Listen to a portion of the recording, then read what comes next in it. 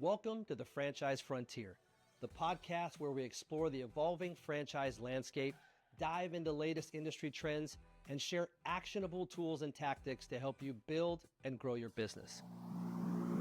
1, 2, 3, 4.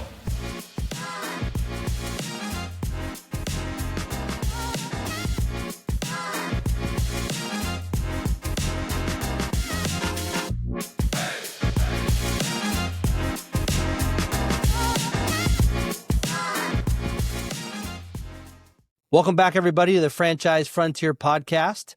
Today, we are thrilled to welcome Jeremy Morgan, who is the group president for Groovy Hughes Painting as well as Bumblebee Blinds. So, Jeremy, welcome.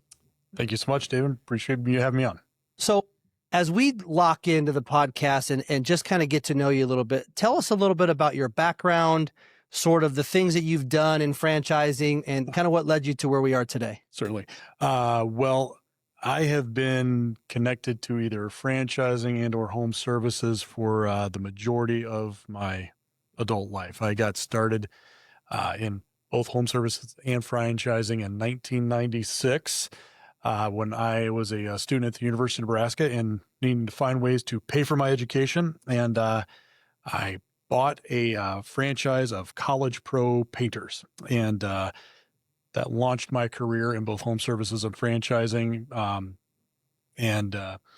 I've fallen in love over the years with both working in and around homes, serving people in and around their homes, as well as, especially within franchising, finding ways to help people find their why and leveraging something that's traditionally kind of seen as unsexy work, like home services or being a contractor, and leveraging that to help people achieve their entrepreneurial dreams, as well as, take care of their families and create economic opportunities for other people in their communities. Yeah, that's incredible.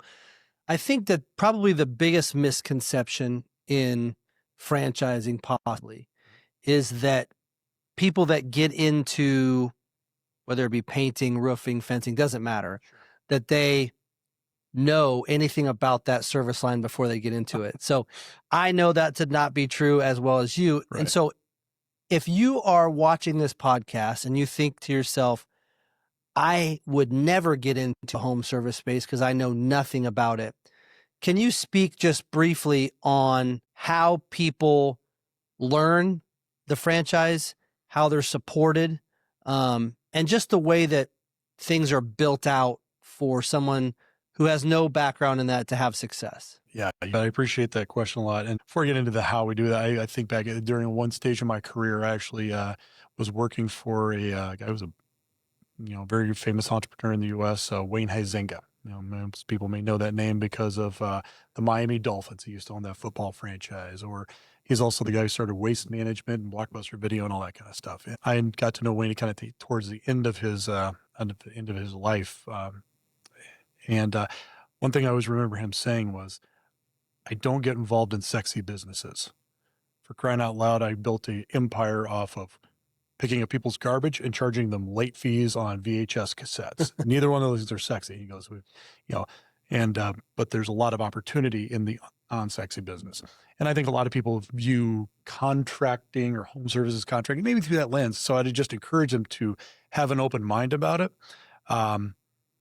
And that there is a lot of opportunity and a lot of folks you can serve and market in these types of things. And I've made a long career. I joke, I was doing the math a while back over the course of my, close to 30-year career now.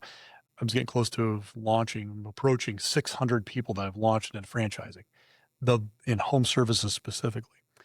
And the vast majority of them had no background in anything to do around the home beyond maybe painting their own bedroom or something like that nature. So, having a long career turning, bankers and engineers and military folks and teachers and you name it into home service contractors, that's something I like to consider myself expert in. And, our teams here at Horsepower are that as well. We not only teach people the how to operate within that particular discipline or trade, if you will. But the franchisees aren't the ones out there swinging the brush or nailing the shingle onto the roof or, putting the fence up themselves, but they learn how to operate and run a business within that trade and attract people to work for them with experience within that trade. That's something we have built into all of our onboarding and training programs for new franchise owners. And so if anybody's looking at, entering into a franchise, I would encourage them, don't be intimidated by that. We have programs, processes, training, and ongoing support and coaching to not only help them in the business side of operating this franchise, but they will also be skilled up in the business itself or the trade. Yeah, I think the most important thing that you mentioned is to understand that the home service business, the home service structure, it's a people business. It's very much about customers. It's very much about customer acquisition, customer journey. And again, most home service businesses, right? They're the ones that give we'll be there between 1 o'clock and 7 p.m., right? So how do you change that? Absolutely. If you decide that customer journey is going to be your gold standard or whatever that might be, it's important to know that there are a lot of people who have other skill sets that they just don't know how they transition into a home service space. However, most of those skill sets do transition into the home service space. 100%. One of the reasons why I love home services is that it provides an opportunity for, our incoming and existing franchise owners to inject professionalism into industries that tend to lack it. You mentioned customer journey I think is a great example. Within the brands that I, primarily work with which are Groovy Hughes Painting and Bumblebee Blinds, we have a really strong focus on that customer journey. And the idea is this: how do we make the customer experience not just transactional, which is what most contracting experiences are like out there and kind of in the wild for most folks. And I'm sure if you polled most people in the audience or, most folks are around, you said, well, how would you feel about having a contractor working around your home? It's not on their top 10 list of things that they're looking to do. They fear it. They don't necessarily understand what's going on with it. They hear all the horror stories that surround it, but that's really our giant opportunity. When we can project or inject professionalism into those situations and have empathy for that customer experience, be proactive about a customer's needs that don't necessarily even have to do with the work exactly that we're doing, but just working in the contracting experience and how to make it easy for them. I can tell you, it's so common when you do that. You'll see a customer who's kind of tensed up go, and their shoulders drop and their face changes. And you just see that realization of, oh, this person gets what this is like. And, people will, we're in a world now where people will pay a premium for convenience. DoorDash, Amazon, all that kind of stuff. And if we can make the experience of working with that contractor easier, more certain, dare I say, maybe even enjoyable at times, you're going to have customers go, okay, I feel comfortable delegating this task or this project to this, particular business. And I can trust that I'm going to get a desired result. This is great. Now I can go focus on, doing my normal life or my business or whatever the case may be. And that's the real opportunity within, the type of framework that we bring with our training and our coaching, our support and our processes and all that stuff that we do here at Horsepower. That's what we're trying to focus our business owners on. How do we have empathy for that customer experience and providing you the tools necessary to have that major differentiator? Yeah. And I would imagine that therein lies a little bit of the secret sauce to being a non-business owner and transitioning into franchise ownership, because at some point you were not a painter or you weren't brought up to be a blinds installer, and you've probably been through the buying process and you've decided, I don't like this, right? I don't like the way I was treated by the cable person or whoever it might be. Right. So therefore you have a much higher sense of respect for the empathy, because you can quickly put yourself in those shoes and say, we're not going to do this. We're going to do it differently. Yeah. I mean, if you know, not to be disclosed too much, but I mean, I've been in and around the painting business for the lion's share of my career, and my wife does not allow me to paint my own home. That's how not good of a painter I am. But so that being said, you don't have to have that level of expertise, but it's how do you marshal forces? How can you execute a plan? How do you hold, yourself and team staff to processes to be able to execute on creating that customer experience? And then the people that you hire will take care of all the actual technical painting or hanging the blinds themselves and things of that nature. And, again, the type of folks that I'm looking for franchisees are people who understand that customer experience. They've likely been on the other side of it where they've had great customer experiences, or just they think they're all this way and they don't have to be. And so they figure out a way that, hey, how do we do this better, or at a higher level? And then they really embrace that piece. And again, I always have advocated this notion: the paint on the wall, or the shingles on the roof, or the fence in the yard, or the blinds on the window is only half of what our customers are paying for when they hire somebody to do this type of work for them. The other half is the customer experience. How did you treat me? How easy was this? How much did I have to worry about stuff? How efficient was it? What was the communication like? And all those intangibles are really, really what get people to recommend one of our franchisees or any kind of contractor to their friends or neighbors. Very rarely do they talk about, they did a really great job at the actual trade that they're doing. Right. It's all the other intangibles are really where the value lies. Because at the end of the day, if a customer's paying for something to be done on their home, if you just get that done and even well, you've hit the minimum threshold of expectation for most folks. Like, I hired you to put up a fence, the fence is up and it's, in the line that it should be. You've hit the minimum standard, right? It's that customer experience stuff is really where the differentiator, the secret sauce, as you say it, and the thing that helps us build businesses in communities and build a reputation in communities that really, that's where the magic really happens. So you mentioned earlier about, call it the ideal candidate or the ideal person. Mm-hmm.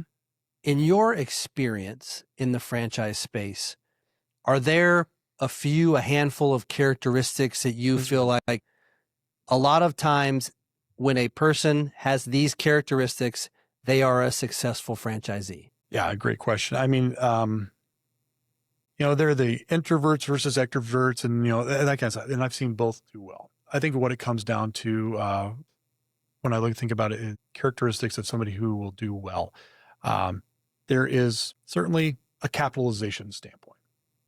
They need to make sure that they have the capital to purchase and then operate a business and get it through its ramp up stage. Taking that aside, personal attributes that a person would have, they have a mindset that's in mind. They tend to be pretty competitive, not necessarily outwardly with others, but even inwardly competitive with themselves. Often joke and say some of the best franchisees are the ones who have a bit of a chip on their shoulder. Like, hey, everyone says I can't do this. Well, let me show them. I was certainly that way when I started my business. They are people who look at executing a playbook, and they are self-disciplined enough to say, okay, I'm going to, make sure I'm putting in enough of the inputs and executing the playbook before they try to mix things up and change things up. So there is a discipline and a patience and a self-accountability within that. I oftentimes think of, Patrick Lencioni's book, The Ideal Team Player. Somebody who's hungry, they have a goal in mind, they're after something, they have the objective they're trying to achieve. Somebody who's humble in that they are willing to sit under training and under coaching and absorb that stuff and put it into good use and then work on it. And then they're smart, both IQ and EQ, head smart and people smart. And they can, do the math of the business as well as do the interaction with somebody and, read the room and interact with people and have empathy for folks and communicate well. Yeah, those are all great points. And I was gonna say, is it an attribute or is it a mindset? So I'm glad you reached on that. I couldn't agree more. It has to do a ton with the mindset. The doers get more done. Knock on wood, Home Depot. Good job on that one. But with that being said, I know that. Can I add actually one other thing? Sure. Starting a business is hard. Even, I always jokingly say, none of our businesses are complicated. We put paint on walls, shingles on roofs, fences in the ground, glass in places, lines on windows. We're not splitting the atom here. It's not complicated. It's easy to learn, but starting a business is hard because there is that, there's that ramp up phase. There is the notion of, okay, this is for real. This is all mine. And I've got to make this work. And that kind of piece. People are relying on me and being the person in charge, learning how to do that. And that is hard. That's where it's so valuable to have the coaching and support that, we bring to bear with, our franchise business coaches and our teams that are there to support our franchise. And we've paid all the dummy tax. We know we've done all the things that screw up businesses. And so we've learned from them. We've built that into the processes through our training and our coaching. So our franchisees don't necessarily have to, or even to, as damaging a level. And so if we can help guide them and shepherd them through those first few years, I think of Malcolm Gladwell talks about it takes 10,000 hours to achieve mastery at something. Well, I've done the math for most franchisees. It's about 27 months, about two and a quarter years, if you will, to hit about that 10,000 hour mark. Well, during that 10,000 hour mark, so, until you mastery, we provide the training and the level and the support to gird you up as you're working towards achieving that mastery state. And so those first 2 years, they're tough because you're learning and it takes a lot of energy and all that stuff. But what I have found through all the folks I've worked with over the years, there's a lot of meaning in that. And like I tell even my kids, we do hard things because they're hard, and that's where meaning lies. And if starting a business was not hard, everybody would do it. But as you're going through that, somebody who has that thing I call fundamental ability, the ability to be introspective and regulate one's mood, self-talk, and outlook. And that helps them manage times of transition and or stress is a big attribute as well. I would agree that it has a lot to do with the franchise support is there for two reasons. I try to dumb it down for myself. It is the roadmap and the guardrails. It's the roadmap to keep you going in the right direction, and it's the guardrails so you don't go in the ditch. And I think that is so important because it also gives you the freedom to kind of swerve on both sides of the road, but not go in the ditch. Learn things for yourself, find things that you can make your own as an independently owned and operated business and say, oh, I want to put more strategy into this. I'd like to do more of that. And then you touched on your brand team a little bit and the support that they give. As a franchisee, are those people accessible? Are those people there with me all the time? How are your brand team members interacting with a franchisee? I tell you, of all the things I'm proud of, the teams that I get to work with are the thing that I get really excited about these guys and these guys and gals. The thing that makes me have the most pride in is I know the character of the folks on these teams, and they take the outcomes and the results and the success of their franchise deeply personal. I've had conversations where people have been like, I've been up all night because I've been thinking about so and so, and I really want to help them in this area, and that means a lot to me. That the relationships that are formed between a franchisee and their coach and their training staff and their leadership is that meaningful, and that these folks care that much about the franchisees. As far as like the skill sets we have, I mean, both for Bumblebee Blinds and Groovy Hughes, we have a VP operations, Mark Eschenbacher for Groovy Hughes and Chris Willie for Bumblebee. Both have really deep skill sets in coaching and skill transfer and behavior change, and as well as strategic business planning and things of that nature. Both have decades and decades of experience in franchising and in home service, which I think is really, really important. I think of our two directors of onboarding and training, Mary Sayer over at Bumblebee and Drew Koch at Groovy Hughes. Both have been in their industries for a long time. They are focused on constantly doing continuous improvement and iterating our training programs so they stay current with technologies and trends and things of that nature, and setting our franchisees up for success. One of the cool things that either a franchisee entering either brand would be is they will have gone through a minimum of 30 plus full what we call customer reps, taking a simulated customer from start to finish through our process with varying degrees of difficulty of type of estimate and all that kind of stuff before they actually come to our in-person academy.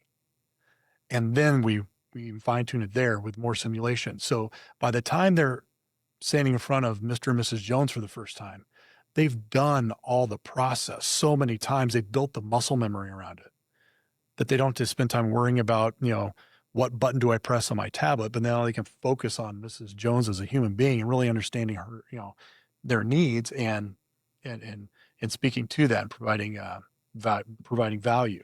And then our franchise business coaches, both in Groovy and in Bumblebee, have deep industry experience. They've run these businesses before. They've been in front of a customer. They've dealt with a subcontractor. They've had to figure out the gross margin on a job or how to complete an estimate or that kind of stuff.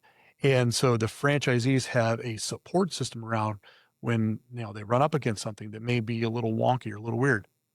They can connect with somebody who can help them. The other piece that we were really focused on putting in place is ongoing coaching and support, and focusing on development of our franchises over time. We have our GROW program. It stands for goals, results, opportunities, and way forward. And it is a regularly scheduled one-on-one meeting that is focused on business consultation and business problem solving between their coach and the franchisee.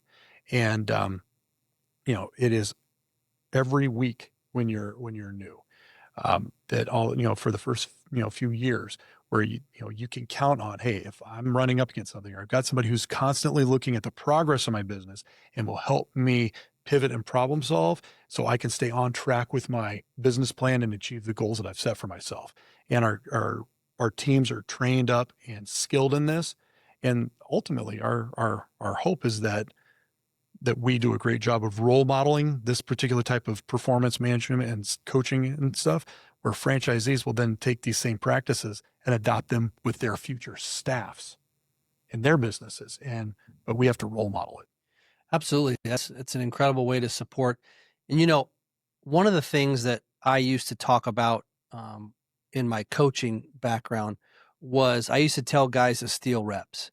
What I meant by steal reps is when you're standing in line and the guy in front of you is throwing the pass or blocking the person and the coach is coaching him, steal that rep, meaning don't come to the front of the line and make the same mistake. Mm-hmm. And I think that there's a ton of value for our franchisees to have the ability to steal reps from people that have been through that already with our franchise teams. 100%. Whether it be a president, a director of operations, whomever it might be, mm-hmm. There's been positives and negatives. There's been mistakes that were made. There's been wins that have been had. And by communicating with these people at all times, you're able to steal reps from them. Absolutely. And not only the corporate staff, but both of the brands, and I mean all of our brands, are really focused on creating franchise communities where they can, you use your phrase, steal reps from their peers. Like I think of a great example would be our Bumblebee Blinds. Within our Microsoft Teams, platform, there is a group chat that's an ongoing group chat for their Bumblebee Blinds owners. And it's really fun to watch how that community supports one another. There is another resource within there. When somebody says, hey, a good example came up, I saw it the other day. Somebody was asking about, I'm looking at this type of setup. They put a picture in it, like, I'm not sure what I would do with this. And I was like, this is curious. And within a few minutes, I saw bing, bing, bing, bing, people throwing out ideas to them, giving them, some ideas, giving direction. One person said, hey, I did something just like this the other, month. Give me a call. I'll walk you through how I did it. And so it's a great way for, new owners to be, kind of brought into each of those families. And, there are people there who want to see you succeed, even beyond just the corporate staff, but your fellow franchisees are, we feel pretty blessed that we have, developed cultures and communities like that support one another. You touch on a good point that I don't know if people highlight enough. When you become a franchise owner, it's different than becoming an individual business owner. Very much. What I mean by that is you become part of a franchise network and a franchise family. Mm-hmm. You're able to ask maybe somebody in the neighboring territory or the neighboring state or in a total different geographic portion of the country for tips, tricks, ideas, thoughts, and there's no animosity towards it. You're not competing because leads are going to go where we're supposed to go, and all we're doing is making our brand better. I think that there is an unbelievable amount of value in the fact that you have franchisees that have been running the business for 2 years, 2 months, whatever it might be. And like I said, stealing reps, you are gaining knowledge from across the industry, from across the country by just being part of the system. And that doesn't happen when you just, if I owned my own window covering business in Omaha, Nebraska, I don't get to call up the other window covering business in Lincoln, Nebraska and say, hey, how'd you guys do this? Let alone Stamford, Connecticut, or correct, Tuscaloosa, Alabama, right? Correct. And so I think that's a great point, and I think that's a great value in being part of a franchise community. Yeah, I mean, even within that, it's one of the things that I greatly enjoy, being in franchising so long is when you watch groups of people go through their training journey together, and for both Groovy Hughes and Bumblebee Blinds, the training is 8 weeks. 7 virtual, 1 week live. You're with this group of people a lot. And it's fun to watch, these training cohorts, these groups of people come in as strangers, and they go through this process together. And it's fun to have them watch. You watch lifelong friendships form within that. But then there's also a community of people who can understand and relate to what it is you're just going through. And you get on these little group chats with these little training cohorts, and they celebrate each other's first job sold or, first, dollar collected. And they're there when someone has a bad day. You can call somebody from your, who went through all this with you, who can commiserate and pick you back up. And that kind of stuff is, to your point, I don't think it's spoken about or even understood enough, but you're not alone when you do this. You have a bunch of people who care about you on their corporate side who are there to help, support you on that. But and again, it's not like this within every franchise system I've seen, but certainly within the ones here, there is I don't even like the word community. It is really more like a family or a fraternity type of atmosphere where people are really pulling for one another. And that's unique and pretty neat. Yeah. And it adds incredible value. Totally. Now, with that being said, in the franchise space as well, I know that there's a ton to be said about vendor partnerships, right? And buying power and those type of things. So as you've been in your 2 brands that you are, talk about some vendor partnerships that you have and some of the value that comes from those. Oh, yeah. I'll speak first to the painting side. We love our vendor rep from Sherwin-Williams, a guy named Dan Licht. He's turned into just a really good friend, and how he really takes personally the supporting and of the franchisees and their teams and stuff like that. He helps facilitate getting them local reps and things of that nature. And they help out with preferred pricing, a lot of technical help, and even doing special pricing for like large scale, like commercial projects or special stuff like that. They really lean in a great way. Likewise, on our blind side, I think of our folks with, Graber and Norman and, boy, Hunter Douglas is a new one we just added, it's a premier brand. The reps from, Insta is another one. All these vendors, aren't just there to sell you their widget.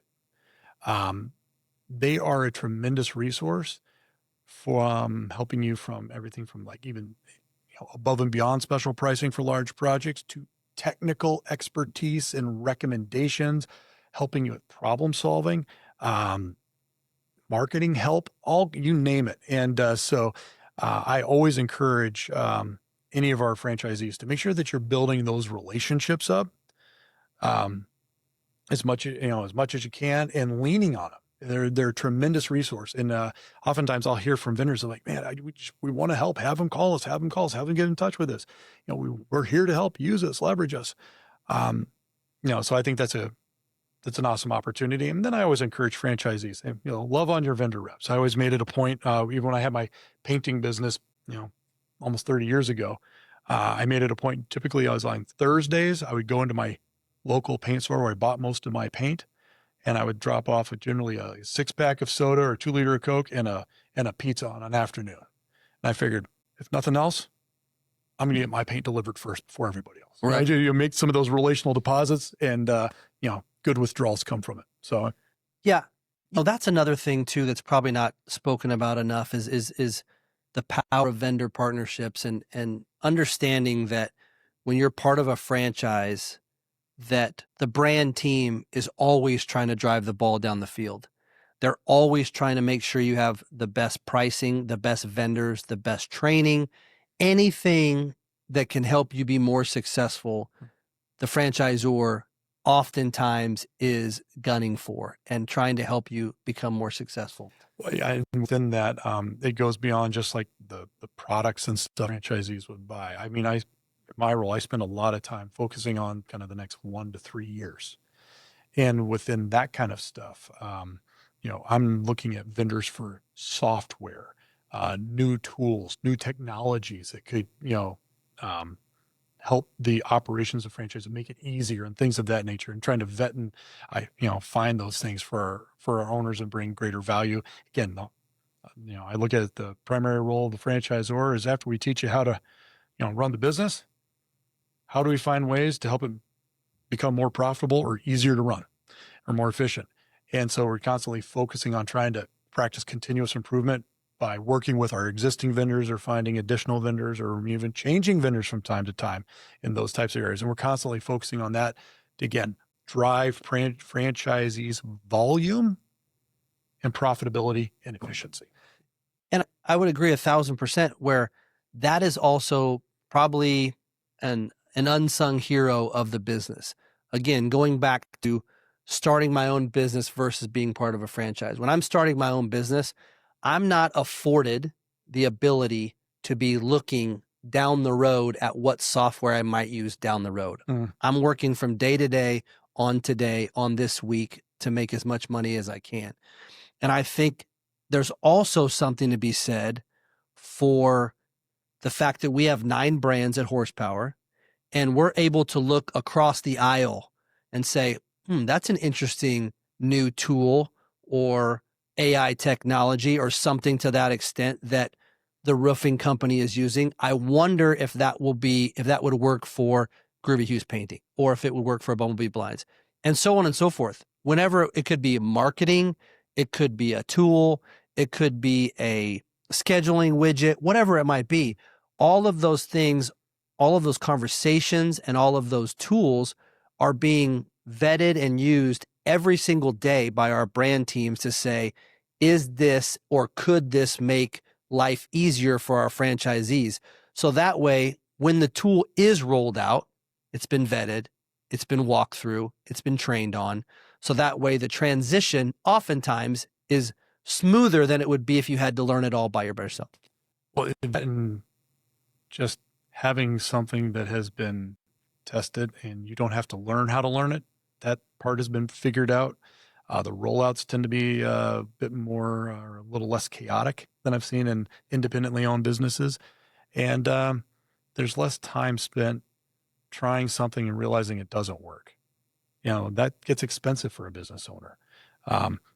I often jokingly refer to it as when you kiss a frog instead of your Prince Charming, so to speak, right? There's a lot less of that within this type of context because you have resources and people who are in partner, sister businesses who are help doing that kind of stuff. It increases the odds of success that way. Absolutely. So in closing, as we talk through these things, when you look at, and I'll give you a general out here. When you think about horsepower in general, in the next 6 months to a year, or even beyond that, what are some things that you're the most excited about? I appreciate you asking. Next 6 months to a year. I am really, for the brands that I support, and really at our corporate leadership level, we are really trying to focus on franchisees' profitability. How do we provide an environment and tools and things of that nature to help our franchisees prosper?